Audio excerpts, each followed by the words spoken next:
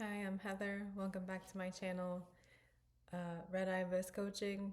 I have a master's in applied psychology and positive psychology and coaching psychology.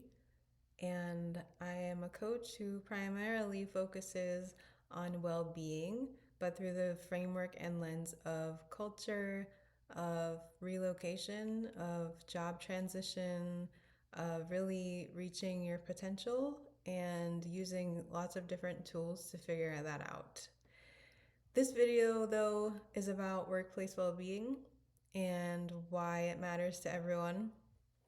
So, work is really an external demonstration of your value. The way that you can provide for yourself, the way that you can provide for your family, the way that you can set yourself up for the future, the way that you can reach your potential, all of that is wrapped up in the way that work really plays a part in our lives. And also, there's multiple dimensions of our physical, emotional, social, relational, psychological, and financial well being. It's all wrapped up in work, and it matters to how we feel about ourselves, how we feel about the future. So, if you think about financial well being, that's really why people work. That's the one of the reasons, and often when people want a job, it's because they need money.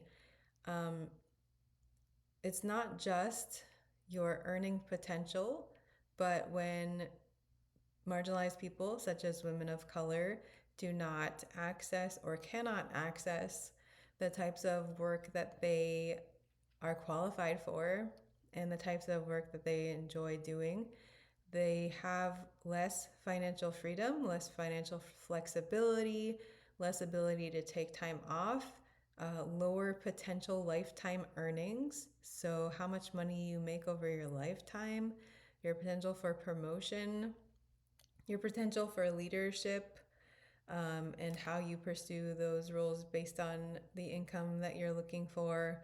And then also how you spend your retirement.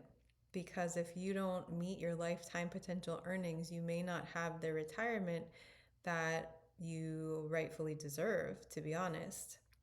So, really, the financial aspect is one layer, that's the baseline, but it goes a lot deeper.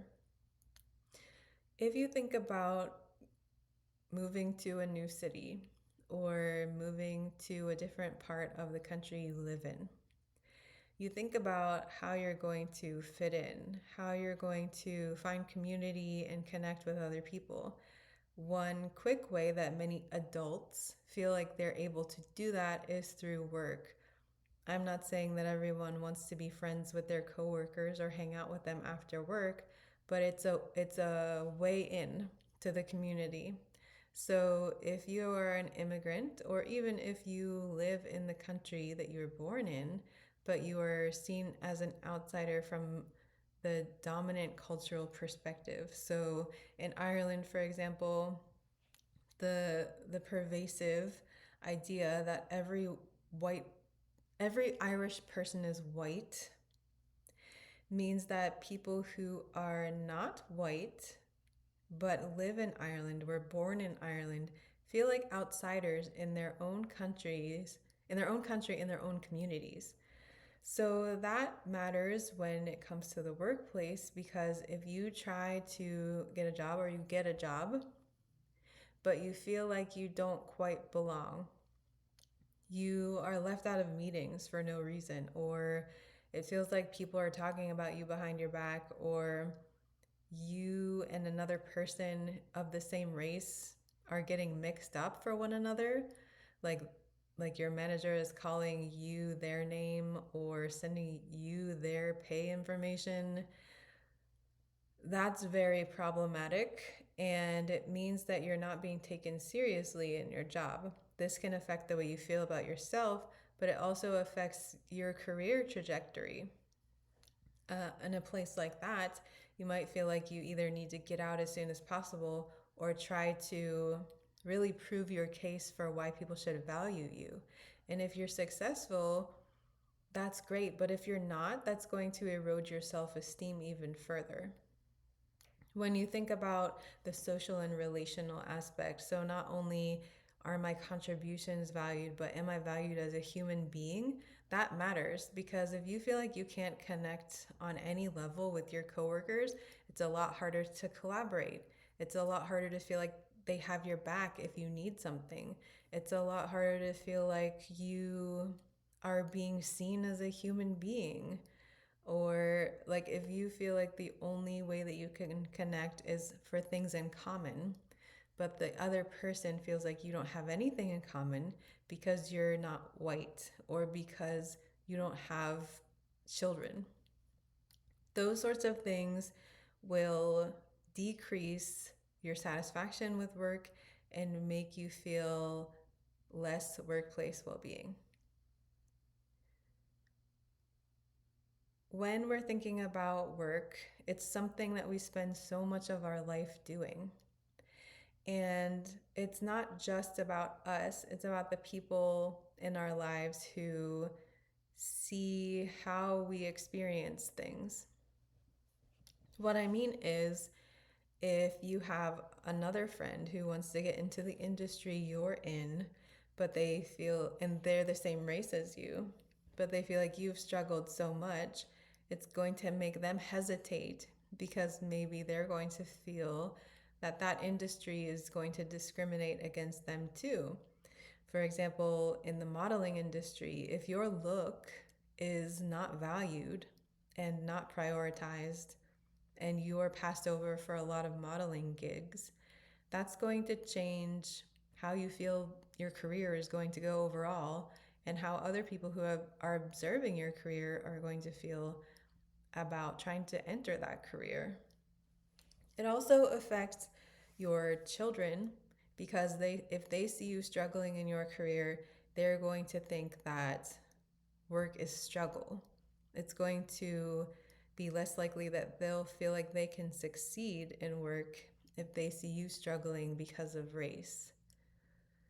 And a lot of times people think that race is this simple issue where it's going to be really clear that you're being discriminated against. But it often shows up as disenfranchisement that is really hard to pinpoint and name in a way that people will accept. It's in little things like someone not pronouncing your name correctly, even though they've known you forever, for years. They just keep saying your name wrong.